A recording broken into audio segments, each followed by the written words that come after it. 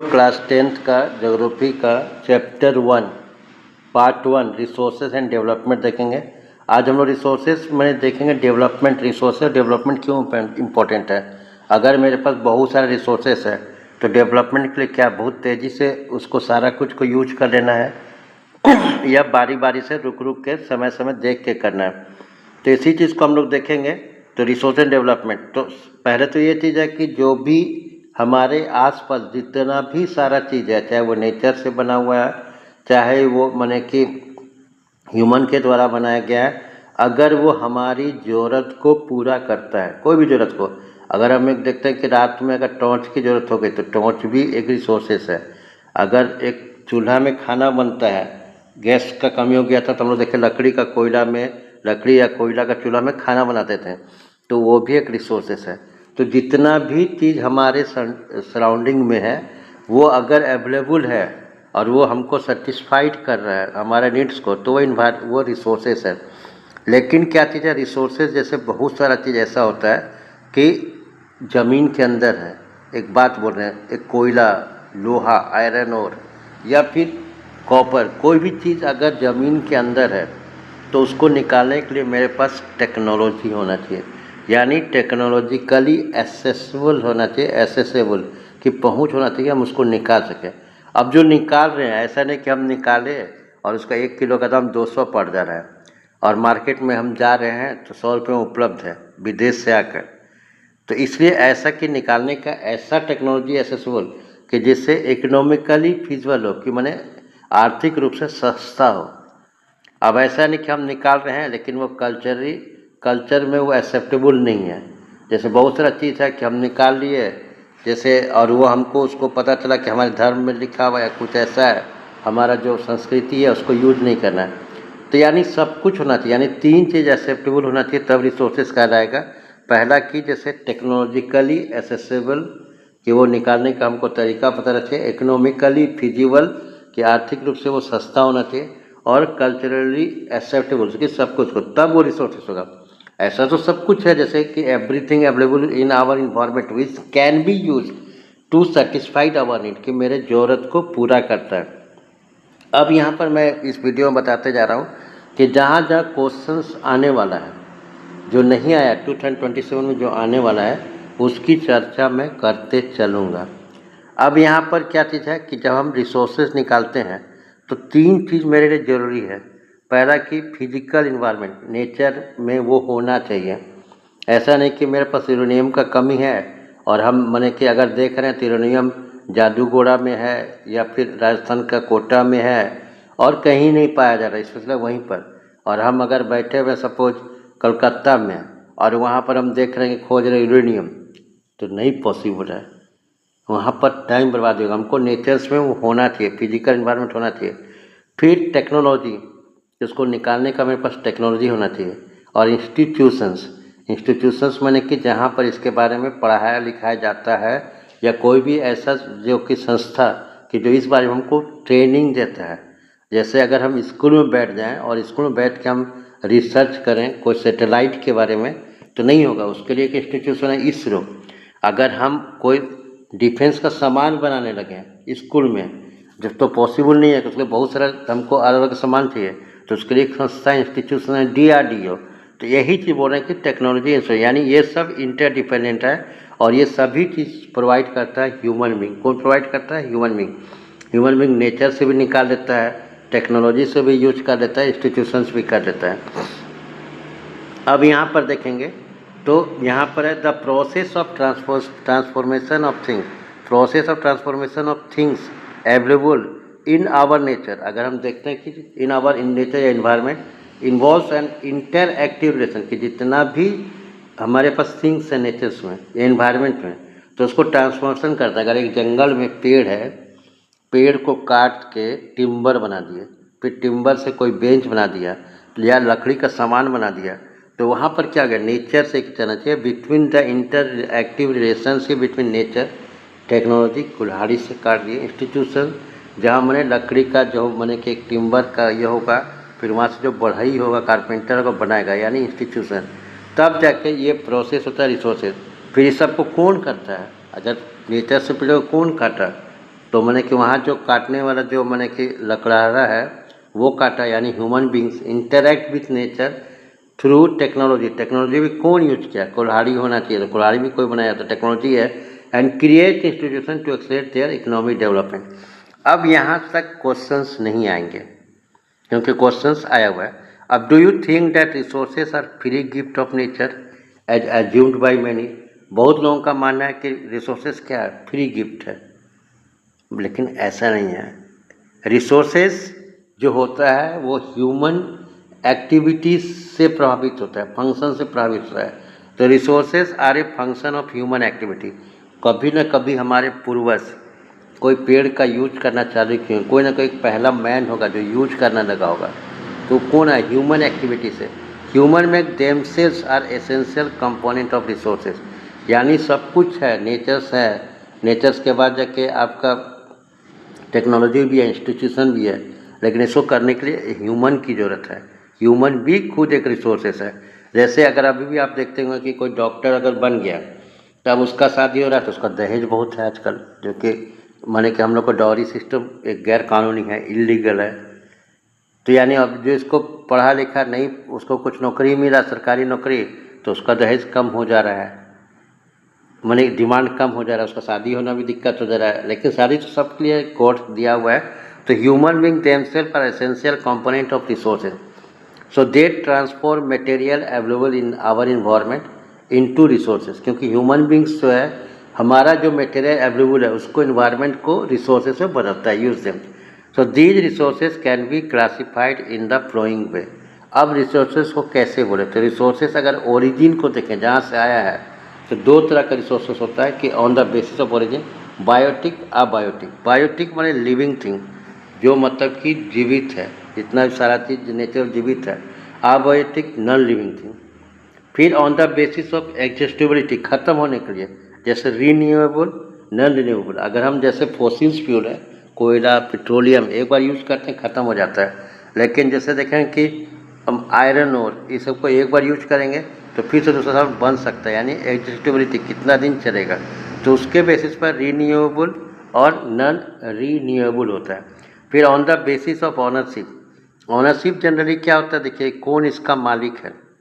तो जैसे on the basis of ownership ऐसे हम लोग देखते हैं प्राइवेट सेक्टर, इन मैंने कि इकोनॉमी के अनुसार, मैंने पब्लिक सेक्टर, ज्वाइंट सेक्टर। लेकिन यहाँ पर जो नेचर्स में किसी एक व्यक्ति का हो सकता है, इंडिविजुअल हो सकता है, किसी एक समाज का हो सकता है, कम्युनिटी हो सकता है देश का वो एरिया हो, या फिर अंतर्राष्ट्रीय एरिया हो। तो इस तरह से on the basis of ownership याद रखेगा। On the basis of origin कहाँ से आया? तो biotic, abiotic. On the basis of exhaustibility, renewable और non renewable. On the basis of ownership, individual, community, national and international. And on the basis of status of development, कि इसका क्या status है। Potential मतलब कि हम लोग को अभी संभावना है कि उसमें से स्टॉक है कि रनिंग है, वो आगे भविष्य में डेवलप्ड स्टॉक, कि हम लोग उसको पता कर चुके हैं कि और उसको यूज भी कर रहे हैं। और रिजर्व जिसको हमको पता किया हुआ लेकिन यूज नहीं करना, तो ये सबका आगे में डिफिनेशन हम लोग देखेंगे। अब यहाँ पर क्या होता है कि 4 ऑप्शंस को MCQ में बदल देता है। यहाँ का एक साइड का इस साइड लिख देगा ये वाला, और इसको कहीं और लिख देगा।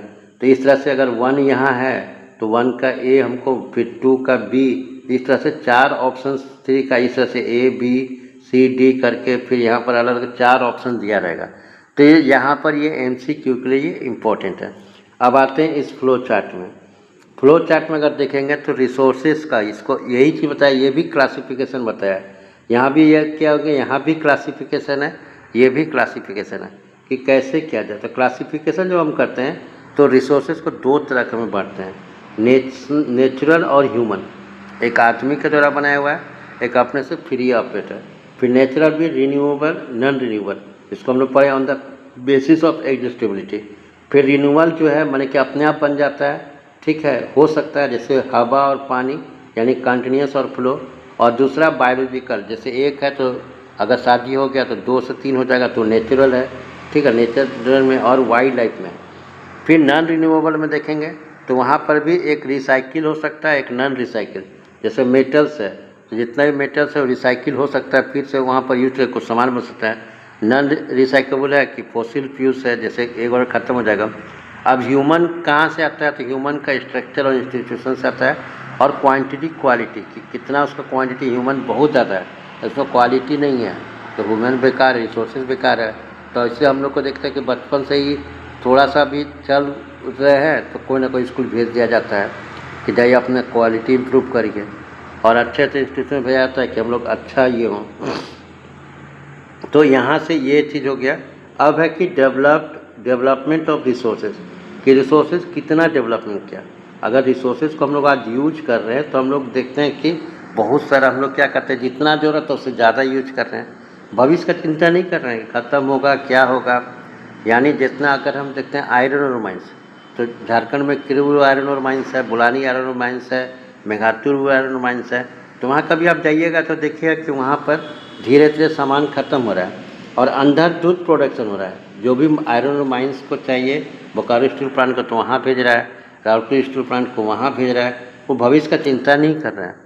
लेकिन ऐसा नहीं होना चाहिए, ऐसा नहीं होना चाहिए कोई चीज़ रिसोर्सेज भविष्य में ख़त्म हो जाए, उसको हमको छोड़ना होगा भविष्य में, उसको फिर से रिप्लेस करने के लिए, रिप्लेस वर्ड आएगा आगे में। तो resources are a vital for human survival, कि ह्यूमन को जीवित रहने के लिए रिसोर्सेज बहुत इंपॉर्टेंट है, as well as for maintaining the quality of life, कि जीवन अच्छा बने। तो यहाँ ध्यान रखिएगा, रिसोर्स वाइटल बहुत इंपॉर्टेंट है ह्यूमन सर्वाइवल के लिए और क्वालिटी ऑफ लाइफ के लिए। It was believe that resources are free gifts of nature, सबको लगता है फिर उसने, as a result human beings use them indiscriminately, मैंने अंधाधुंध यूज कर रहा है, and this has lead to following major problems. यानी हम लोग जो अंधाधुंध यूज कर रहे हैं उससे समस्या खड़ा हो गया। क्या समस्या खड़ा हो गया, तो depletion of resources for satisfying greed of few individual, कि कुछ लोगों जो है वो लालच में पूरा रिसोर्स को बर्बाद कर रहे हैं। फिर accumulation of resources in few hand, उसको निकालने के लिए कुछ ही लोगों के हाथ में है, which in turn divide the society into two segment. यानी जो एक कंपनी को मिल गया तो अमीर हो गया, हैव हो गया उस पर, और जिसके पास नहीं मिला वो गरीब हो गया तो हैव नॉट हो गया, यानी रिच और पुअर। फिर indiscriminate exploitation of resources has lead to global ecological crisis, यानी दुनिया में ये इकोलॉजिकल क्राइसिस, जो अपने घर पर जंगल काट के डेवलपमेंट किया, तो जो इकोलॉजी है कि एक दूसरे पर डिपेंड है वो ख़त्म हो जाता है। तो ग्लोबल वार्मिंग है, और इससे ओजोन लेयर डिप्रेशन, कि सन का ओजोन का जो लेयर हम लोग को प्रोटेक्शन दे रहा है तो वो भी कम हो जा रहा है। इन्वायरमेंटल पॉल्यूशन, और हम लोग कारखाना खोल रहे हैं तो पॉल्यूशन भी ज़्यादा हो जा रहा है। लैंड डिग्रेडेशन, ज़मीन घसक जा रहा है। तो अब यहाँ पर आगे देखते हैं इस मैटर में क्या हुआ, तो एक वर्ड आता है सस्टेनेबल डेवलपमेंट, कि हम लोग को सस्टेनेबल डेवलपमेंट का मतलब क्या है, कि हम लोग डेवलपमेंट करें लेकिन बिना इन्वायरमेंट को डैमेज किए हुए। यानी हम इन्वायरमेंट को इतना नहीं निकालने ज़बरदस्ती कि इन्वायरमेंट खुद त्रस्त हो जाए, भविष्य के लिए भी बचा के रखना है। तो जैसे हम लोग को अगर पैसा मिलता है तो हम क्या करते हैं, पूरा खर्च नहीं करते हैं, कुछ बचा लेते हैं इमरजेंसी के लिए। Sustainable economic development means development should be take place without damaging the environment and development in present, कि आज पूरा सारा कुछ नहीं बात करते हैं, should be compromise with the needs for the of the future generation. तो इसको भी याद कर लेना, ये भी इम्पॉर्टेंट है। अब इस मैटर में पहली बार 1990s में इसको हाईलाइट किया गया, और जो ब्राज़ील है वो शुरुआत किया एक बैठक का 1992 में। ब्राज़ील में एक शहर बना था, नया शहर बना था रियो डी जेनेरो, वहीं पर निकाला वो पहली बार ब्राज़ील का, वहाँ पर एम्बो पोम्बा करके राष्ट्रपति थे, वो अर्थ समिट किए, पृथ्वी सम्मेलन। समिट माने शिखर सम्मेलन होता है, यानी पृथ्वी सम्मेलन। तो in June 1992 more than 100 heads of the states met at Rio de Janeiro in Brazil. States माने कंट्री का जो हेड था वो मिला ब्राज़ील के रियो डी जेनेरो में for the first international earth summit, पहली बार जो अर्थ पृथ्वी सम्मेलन हुआ। Summit was convened for addressing urgent problem of environment, इसको याद लाइन से रखना है कि समिट का मकसद क्या था, तो वाज कन्वेंट, बैठक बुलाया गया था लोगों को बोलने के लिए अर्जेंट प्रॉब्लम, ये प्रॉब्लम है जो अभी मोन प्रॉब्लम है, environmental protection and social economic development global level, कि अर्थव्यवस्था को बचाना है, पर्यावरण को बचाना है और विकास करते हुए पूरा ध्यान रखना है कि कोई ये नहीं हो। The assemble leaders sign the declaration of global climate change and biological diversity, यानी ये घोषणा किया, इस लाइन पर याद रखिएगा, क्लाइमेट चेंज पर हीट ज़्यादा हो जा रहा है ग्लोबल, और बायोलॉजिकल डाइवर्सिटी को बचाने के लिए। तो इस टॉपिक पर वो लोग साइन किया, इसका जो हेडिंग था। तो रियो कन्वेंशन इंडोर्स में शपथ द ग्लोबल फॉरेस्ट प्रिंसिपल्स, कितना जंगल होना चाहिए, तो 33% हर देश में जंगल होना चाहिए। एंड अडेप्टेड एजेंडा 21 भी याद रखें, नीचे हम बता रहे हैं कि for achieving sustainable development in the 21st century. उसमें 20th सेंचुरी चला था 1992 में, 2000 आने वाला था, तो वहाँ पर और इसी चलते में बहुत सारा जंगल लगा उस पर में। तो it is declare that agenda 21 क्या, signed by the world leaders in 1992 United Nation conference on environmental and development, ये नाम देखा था यहाँ पर हुआ, which took at the Rio de Janeiro Brazil. It aims agenda 21 क्या था, तो it aims at achieving global sustainable development, की सस्टेनेबल डेवलपमेंट हो, फ्यूचर्स के लिए भी बचे रहे। It is an agenda to compete environmental damage, compete मैंने कि डैमेज को कम करना, कॉम्पेट में एक इकट्ठा करते, गरीबी को दूर करना, poverty, disease through global cooperation और कॉमन इंटरेस्ट, कि कोई बीमारी है तो सब मिल के उसको सामना करना, जैसे कोरोना आया, mutual needs and shared responsibility, और हर एक का जिम्मेवारी तय करना। वन मेजर ऑब्जेक्टिव, जो बड़ा ऑब्जेक्टिव था एजेंडा 21 का, कि every local government should draw its own local agenda 21, कि हर पंचायत में अपना अपना एजेंडा 21 बना सकता है। अब हम लोग जो नेक्स्ट वीडियो में देखेंगे रिसोर्सेज प्लानिंग, और यहाँ से अब क्वेश्चन उठेगा रिसोर्सेज प्लानिंग में 2027। अभी तक हम बोले कि एजेंडा 21 ये सब जितना है सारा कुछ असेसमेंट रीजनिंग में रहेगा। उम्मीद है आपको समझ में आया होगा।